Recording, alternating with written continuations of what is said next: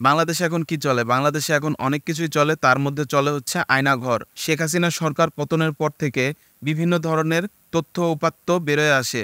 তার মধ্যে একটি হচ্ছে আয়নাঘর। আয়নাঘর সম্পর্কে আজকে আমরা বিস্তারিত জানবো এই ভিডিওতে। তো চলো শুরু করা যাক। বাংলাদেশ প্রতিরক্ষা বাহিনীর কাউন্টার টেরোরিজম ইন্টেলিজেন্স ব্যুরো দ্বারা পরিচালিত একটি গোপন আটক কেন্দ্রের নাম আয়নাঘর। ধারণা করা হয় এখানে কমপক্ষে ১৬টি কক্ষ রয়েছে, যেখানে একসাথে ৩০ জনকে বন্দী করে রাখা সম্ভব।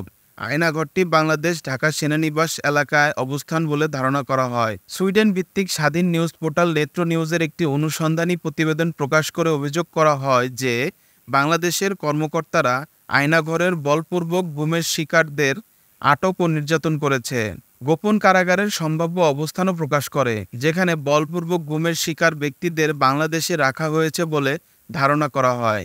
২০০৯ থেকে ২০১৭ সাল পর্যন্ত বাংলাদেশে প্রত্যক্ষ বা পরোক্ষভাবে ৪০২ জন মানুষ নিখোঁজ হয়।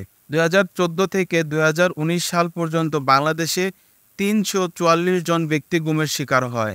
তাদের মধ্যে ৪০ জন ব্যক্তিকে মৃত অবস্থায় পাওয়া যায়, ৬৬ জনকে সরকারি হেফাজতে গ্রেপ্তার অবস্থায় পাওয়া গেছে এবং আইন ও সালিশ কেন্দ্রের তথ্য মতে ২০৩ জন এখনও গুম রয়েছে।